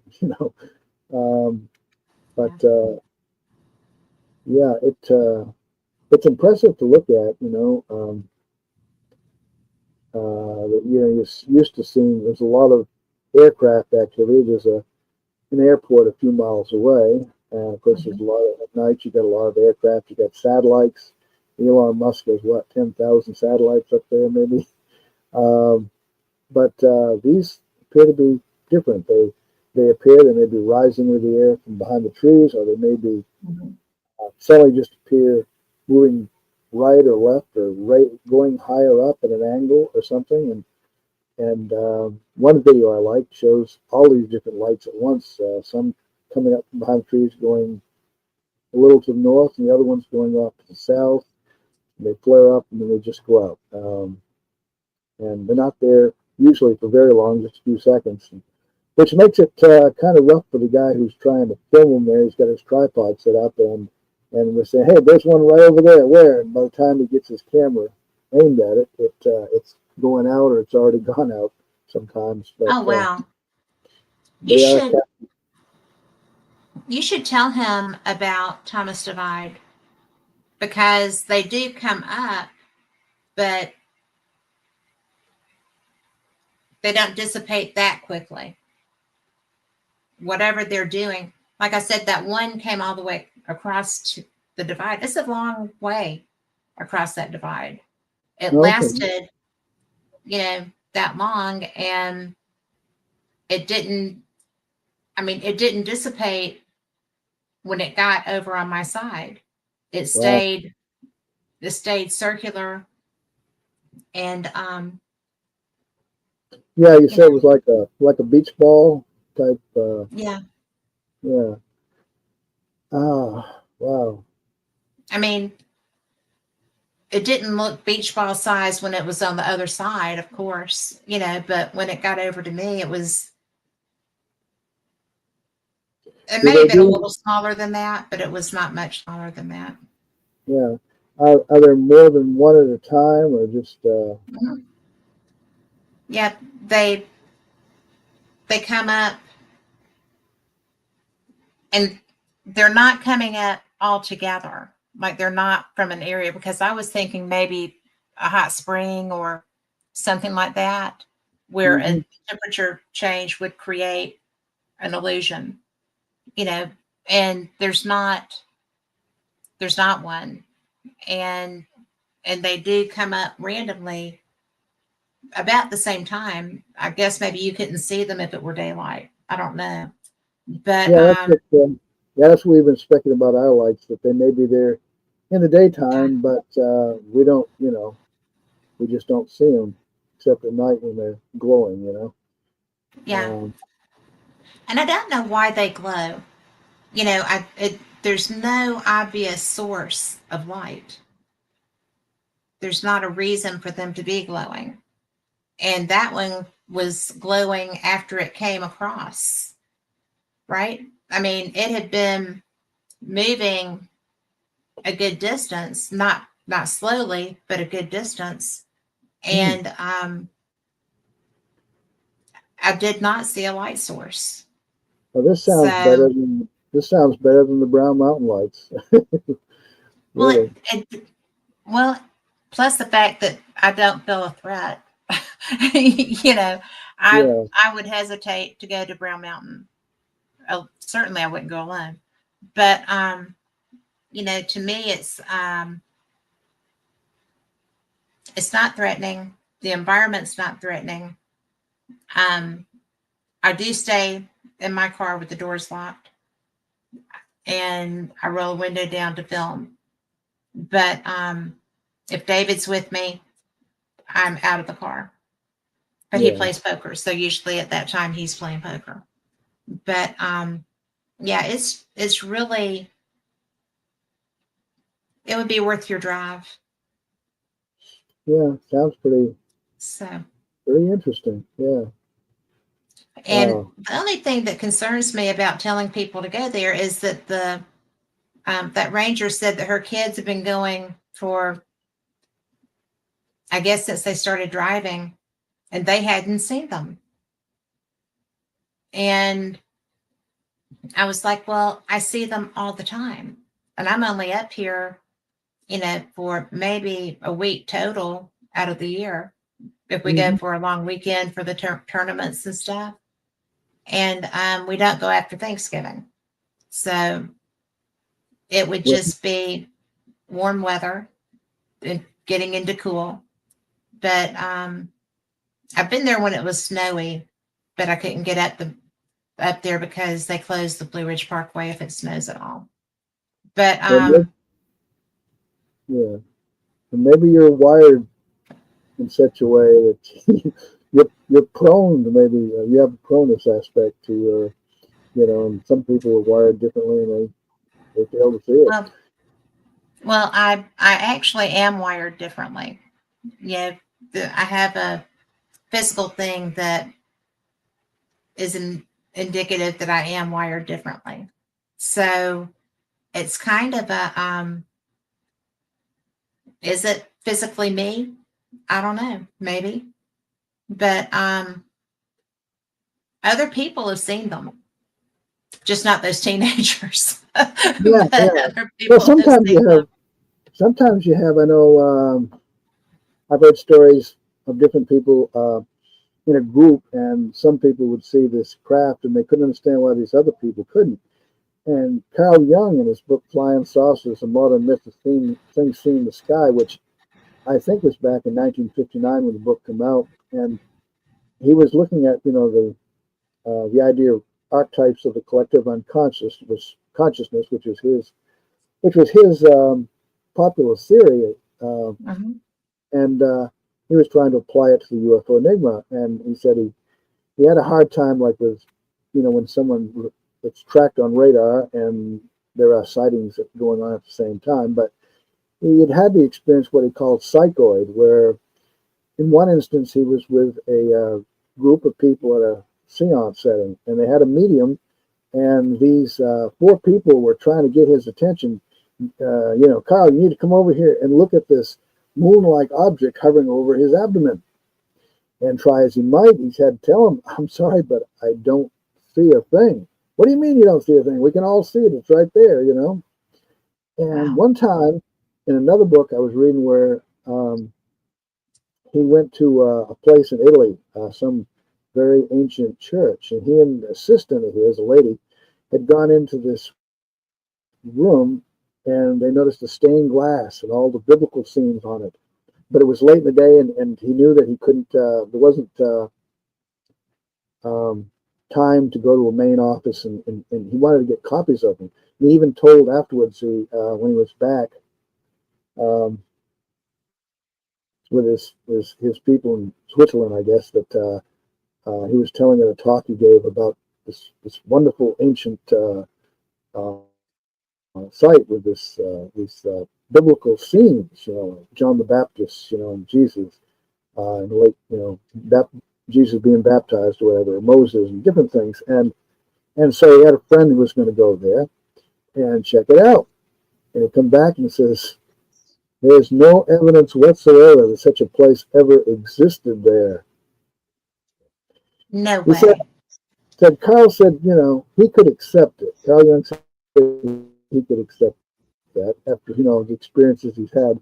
But the lady assistant could not believe that. No way. We were there. We saw this, But yeah. So what is reality? It's, Well, science requires concise and precise terms and definitions. I read that out of a psychology textbook for college. But when it comes to UFOs, oh my God, there's a lot of weird things that happen, and that's why I've always tried to, the gentleman who helps publish my magazine was co-editor at one time, Dr. Greg Little. Has been working with me for 40 years with it. He's a psychologist, I love psychologists and neuroscience people, psychiatrists, because that's their thing, Whatever they can teach me, I'm open to it, But right. a lot of this, they scratch their heads, But it's there, whatever it is, and and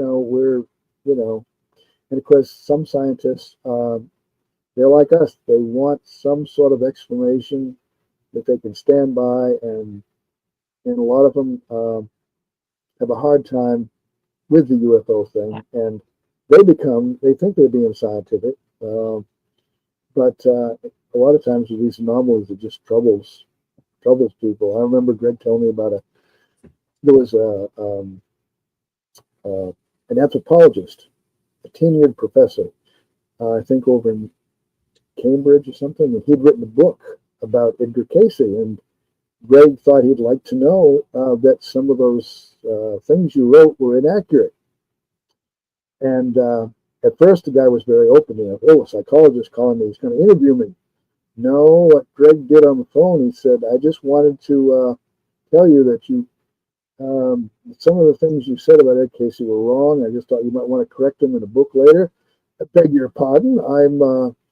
I happen to be, a leading anthropologist, archaeologist, whatever. I am not going to make any such retraction, and I take offense to your trying to correct me. And Greg says, well, as a psychologist, I can understand your motivations. So anyway, yeah, these things happen. They do. And so even the scientists, sometimes they get their feathers ruffled, and we come out, well, a lot of us, we believe things without really having solid evidence. And scientists questioned it.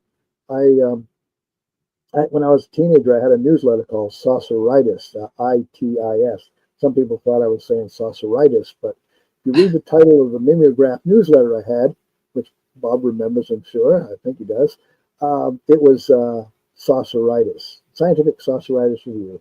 Yes. Thought I was being real cute. Anyway, somebody did me a favor. I was doing their radio show out in Nashville, and they sent me a bumper sticker. I suffer of sauceritis. But I like that. I told him that story, and apparently it was something back around 1947. I was going through microfiche and looking up these old stories of flying saucers, and some armchair psychologist, I think, said it's like a mental disease with these people. And he said, I call it sauceritis. So anyway, I would put that bumper sticker on my car. But yeah, because it's fascinating. Mm-hmm. Go ahead. I was just going to say, I really think she should make more copies of them and sell them. I bet they would sell like hotcakes at some of the conferences we go to. Mm-hmm. They really would. Yeah. But something I wanted to get your take on this because it's completely irrelevant to either one of our work, but it's fascinating because it is something that is happening now in real time. And I started doing some research this afternoon, but this, oh, here's some glasses. This will help a lot. But, I've been following this stuff, 3-Eye Atlas. And I just happen to have a web, a Zoom thing with a group that I'm part of, Scientific Coalition on UAP Studies. And they were discussing a lot of different things, and nobody really talked about comets or anything, but because it's craft that we were discussing and stuff from our meeting last year. It was so fun. But anyway, I started looking at this, and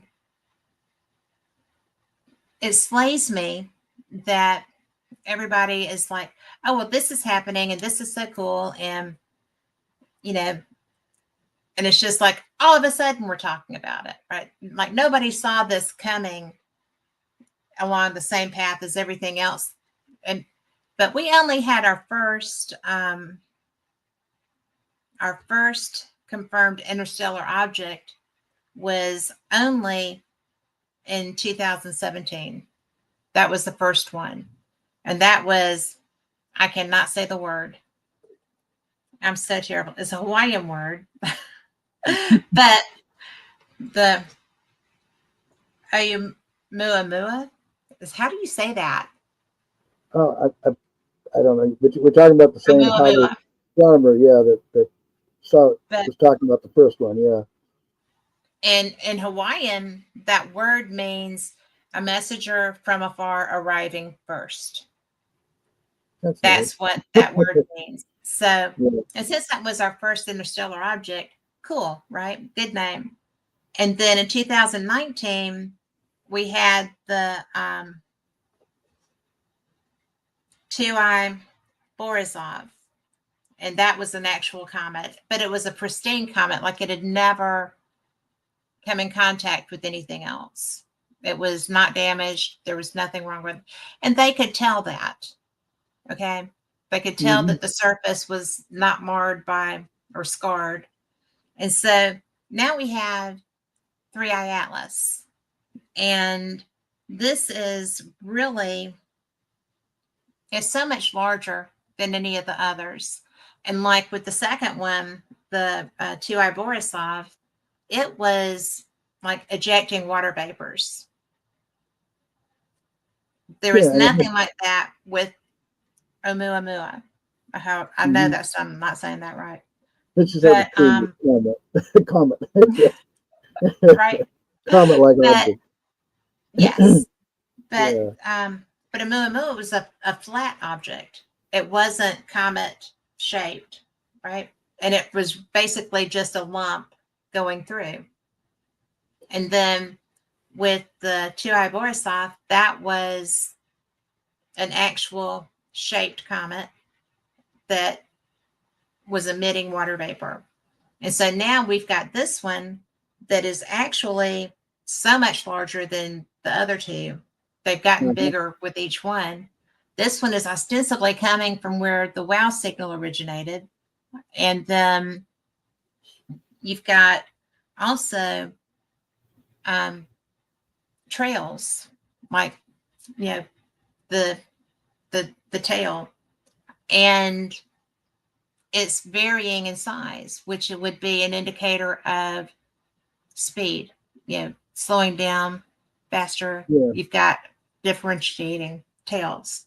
So and it's got nickel plating too, which we used with in our space program to protect the ship, the hull from damage. And it's not usually, well, it's an anomaly that a comet or something like that would have a nickel coating.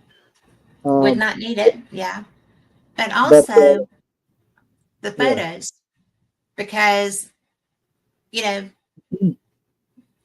it's a very bizarre object when the photographs are looked at, because it's and a lot of them I'm absolutely certain are AI, right? Oh, well, I know But there was one, I saw one today that was kind of cone shaped, and I thought, huh, that looks familiar. And then someone else wrote and said, that was from an old Star Trek show. yeah, You yes, know, and so we got these people who are coming in and you know, throwing making in their stuff, own, making their own little narrative. So unless it comes from an astronomer, right? yeah. Uh, anyway, it's interesting. Well, I was talking with I just interviewed a psychologist named Tim Brigham who we brought that up, and he says, he was concerned that we really don't know what it is. Hope that nothing like Heaven's Gate when we had that comet back then that caused yeah, people to commit suicide. So you have to be careful how you present these things. Um, I said, yes, well, I've kind of got a wait and see. I mean, I guess if it's what the Harvard astronomer thinks it is, maybe we won't have to wait long. But back in the 70s, when I was or 70s or 80s when I was working with this Dan Eileen Edwards out in Washington State that had the UFO Contacts International. They hooked me up with a gentleman out in Texas who Howard was his name, and he had a UFO experience, and it seemed like there was some kind of a portal type thing associated with it, and he got real interested in comets, and he started collecting information on anomalies of comets. So he was noting anomalies with astronomical records of comets that didn't fit the regular profile back then. And of course, now we've got a Harvard astronomer who's uh, making odd type comets uh, a thing, But this guy was actually doing it this experiencer years ago, and I wasn't sure. Well, I'm still not sure just how to explain these. right. But yeah, it's at this point it's kind of a wait and see. But I hate it when these people come in and they use AI and try to make it look like it's the Battlestar Galactica or something. One of them did look similar to that, and then there was one that looked like one of those charcoal cones that you put in your smoker to light everything up, and it's got the fire through the different places and Oh stuff. yeah. I mean, it was so obviously, but you know, it's pretty interesting just on its own, without having Mhm. to do anything funky to get you know looks or Yeah. whatever. I think it's really amazing, and Yeah. the fact that this one, because it originated from where we think the wow signal came from, it just really is. That's an interesting aspect as well. I don't know that really has much correlation other than being an anomalous little piece of information, but Yeah. But it it's would be interesting. fun.